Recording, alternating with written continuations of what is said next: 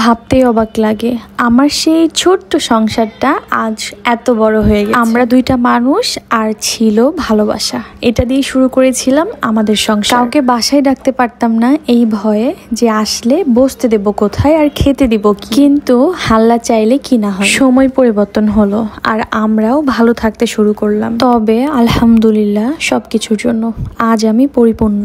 আজ আমার ছোট্ট একটা সাজানো গোছানো সংসার আছে আর আশেপাশে আছে সব ভালোবাসার মানুষ। ভালো থাকতে আর কি লাগে বলেন? সারাদিন সংসার নিয়ে ব্যস্ত থাকি, সংসারের এইটা ওইটা কাজ করতে থাকি। আর আমার হাজবেন্ড তার কাজ শেষ করে আমাকে প্রতি রাতে ঘুরতে নিয়ে যায়, হাসি খুশি। আর দিন শেষে একটু মনটাকে রিফ্রেশ করতে ঘুরে বেড়াই। আর কি লাগে ভালো থাকতে? হ্যালো এভরিওয়ান, আসসালামু আলাইকুম। আমি Meghla, welcome back to my blog. কেমন আছেন আপনারা সবাই? আশা করছি অনেক ভালো আছেন। আলহামদুলিল্লাহ আমি অনেক বেশি ভালো আছি।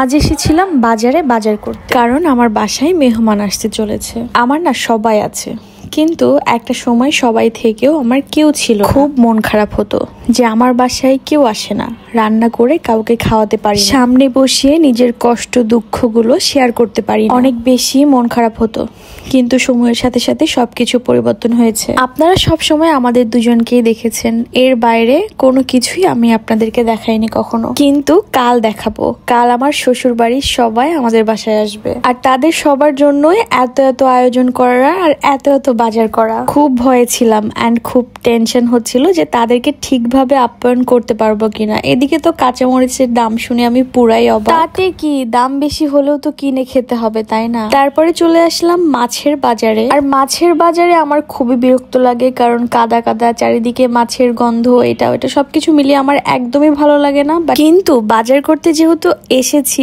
মাছ বাজারে তো আসতেই হবে। আর এখানে প্রতিটা মাছের এত এত দাম। সব সময় মাথায় চিন্তা হচ্ছিল যে কি বাজার করব, তারা কি খেতে পছন্দ করবে, কি রান্না করব, সবকিছু মিলিয়ে এত এত চিন্তা। এদিকে অলরেডি 2 ব্যাগ বাজার হয়ে গেছে, যেটা নিয়ে আমার জামাই হাঁটতেই পারছে না। তারপরে আবার সারাটা দিন বৃষ্টি হয়েছে, কালকেও সারাটা দিন বৃষ্টি হয়েছে। বৃষ্টির মধ্যে আমরা দুইজন বাজার করে বেড়াচ্ছি, ভিজে যাচ্ছি আবার শুকাচ্ছি, এমন একটা অবস্থা হয়ে গেছে। সব বাজার রিক্সায় নিয়ে এখন চলে যাচ্ছি বাসায়। খুবই তাড়াহুড়োর মধ্যে ছিলাম, তারপরে এমন একটা রিক্সা পেয়েছি যে কিনা চলেই না, আবার কানেও কম শুনি। এটা নিয়ে তো আমরা খুবই একটা ঝামেলায় পড়েছিলাম। কি আর করার, 10 মিনিটের রাস্তা শেষ হয়েছে 30 মিনিটে। তো যাই হোক, বাসায় এসে সবকিছু গুছিয়ে নিচ্ছিলাম। বাজার করতে করতে বিকাল হয়ে গেছে আর মেহমানদেরও আসার সময় হয়েছে, তাই আমি সবকিছু ঠিকঠাক করে নিচ্ছিলাম, কোথায় কি রাখবো, কি করব না করব সবকিছু। সো আজকের ভিডিও এখানে শেষ করছি, নেক্সট ভিডিওতে দেখাবো আমার বাসার মেহমানকে। তো